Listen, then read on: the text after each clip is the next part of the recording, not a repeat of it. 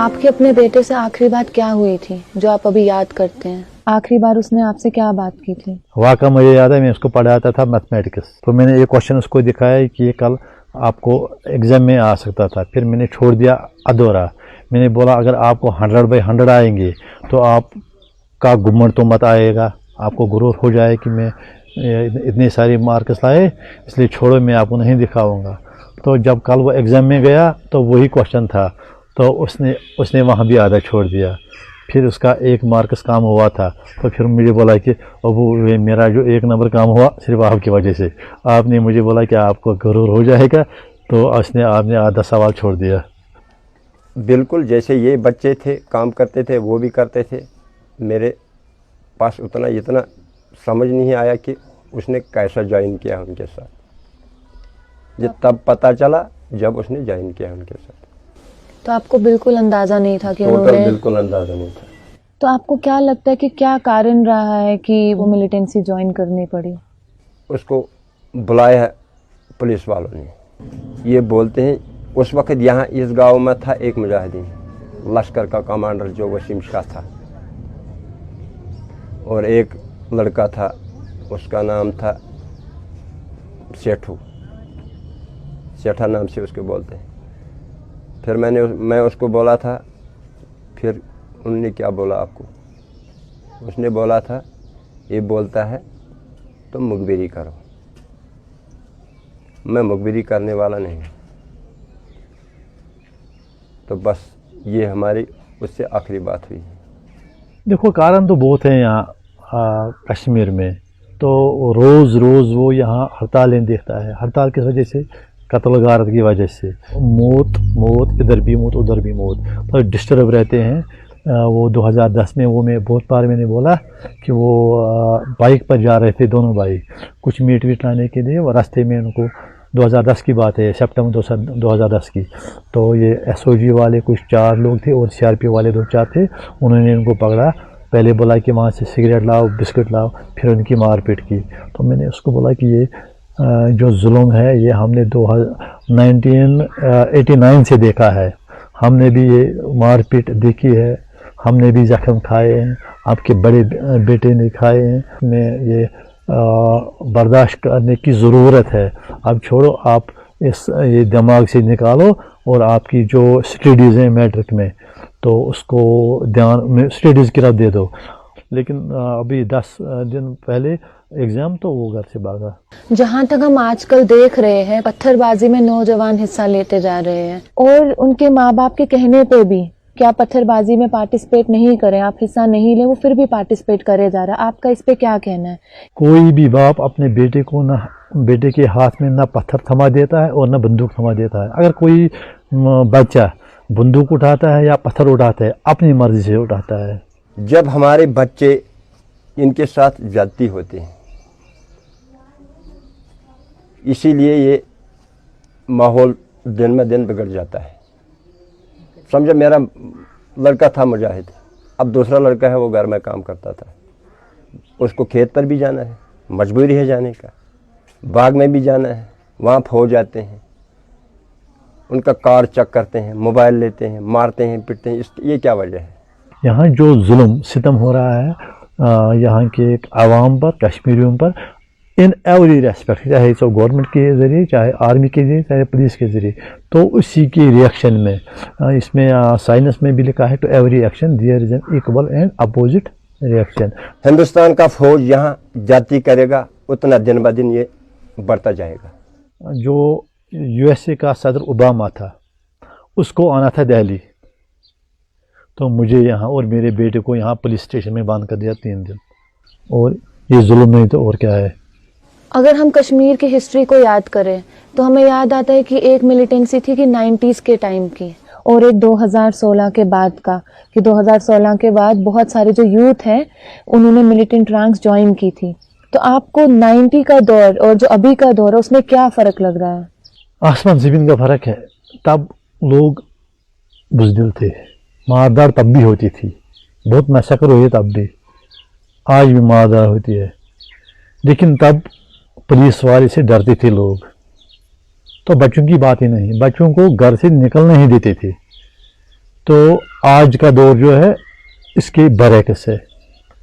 आज औरतें भी निकलती हैं, बच्चे भी निकलते हैं, बूढ़े भी निकलते हैं। एनकाउंटर होता था तब लोग एनकाउंटर की जगह से दूर भागते थे, आज एनकाउंटर की जगह की तरफ भागते हैं, अपोजिट रिएक्शन। यहाँ के बुढ़े बुजुर्ग लोग मजबूर हो जाएंगे, एक वक्त वो आ गए बुढ़ा, यहाँ का बुढ़ा भी बुजुर्ग भी गान उठाएंगे। तो आपको ऐसा लग रहा है ऐसा वक्त आने वाला है? आ गया, आने वाला नहीं, आ गया। ये लोगों के दिलों से जो मौत का खौफ होता है ना, खत्म हुआ है। कोई मौत से नहीं डरता है। चाहे जनाजे की जगह हो, चाहे सोशल मीडिया हो, एक ट्रेंड है, अगर हम सोशल मीडिया पे कोई एक यूथ एक गन के साथ देखा जाए, एक यूथ एक आज़ादी की बात करते देखा जाए, तो उसके बहुत सारे चाहने वाले बन जाते हैं, तो उसके बहुत सारे फैन फॉलोइंग हो जाती है। इस पे आपको क्या कहना है, ये जो नया ट्रेंड है? ये पहले भी था, लेकिन ये सोशल मीडिया नहीं था उन दिनों। यहाँ फैन तब भी थे, मिलिटेंटों के फैन थे तब भी उनके नारे लगाते थे, लेकिन सोशल मीडिया पर नहीं आता था। लेकिन आज तहसील से ये बाहर निकलते हैं, इस सोशल मीडिया के ज़रिए ये सारे कश्मीर में फैलता है, सारे डिस्ट्रिक्ट में फैलता है, सारे प्रोविंस में फैलता है, सारे वर्ल्ड में फैलता है। वरना फैन्स तो हम पिछले 90s में भी रहे हैं मिलिटेंटों के, और आज भी है, उसमें फैन्स में कोई फ़र्क नहीं है। जीने और पढ़ने से ज़्यादा लड़ने और मरने पे इज्जत मिलती है, इस पे आपका क्या कहना है? देखो, ये जो हमारी ज़िंदगी है ये एक हेल बनाई गई है, यहाँ जीने का कोई मज़ा ही नहीं है। बाहर जाएं, आर्मी वाला पुलिस वाला हैंड्स अप, जब हाथ खाली हैं तो हैंड्स अप करने की क्या ज़रूरत है? कोई महफूज नहीं समझते हैं, अगर अपने खेत में जाएं वहाँ से वापस आए, मारपीट के बगैर नहीं छोड़ते हैं, गाली देने से नहीं छोड़ते हैं, हमें मजबूर करते हैं तो कार दिखा। हम अपने घर में बोलते हैं मैं कार दिखाओ, कार उसको दिखाना था, दिखाते बोलते हैं हमको धमकी देते हैं, डराते हैं कि तू कार दिखाओ। ये क्या वजह है? मोबाइल को तोड़ देते हैं, बंद करते हैं। मेरे 4 मोबाइल, 1 लाख की मोबाइल मेरे पुलिस ने छीने हैं, मेरे घर से।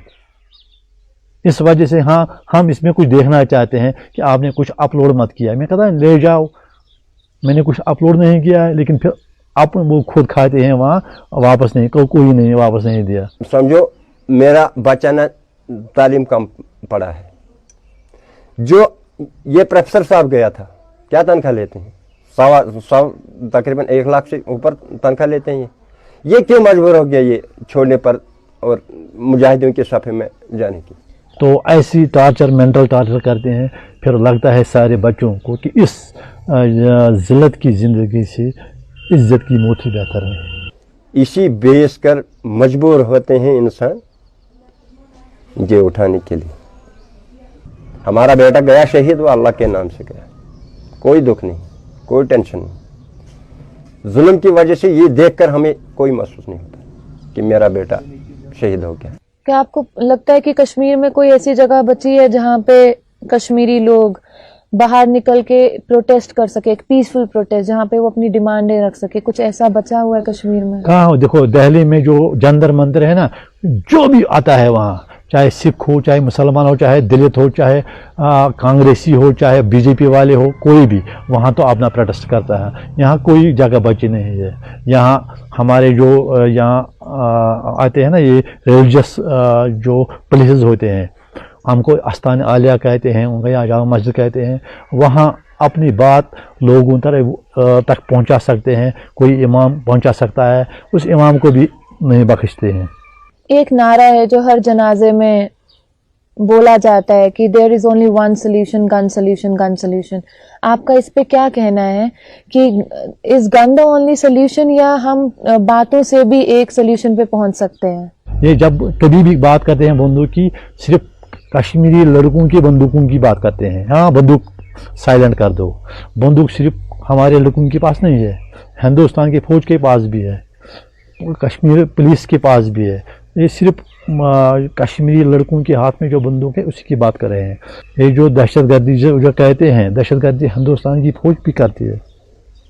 कश्मीरी जो मुजाहिद लोग हैं उन्होंने कभी इनोसेंट लोगों पर नहीं करते हैं।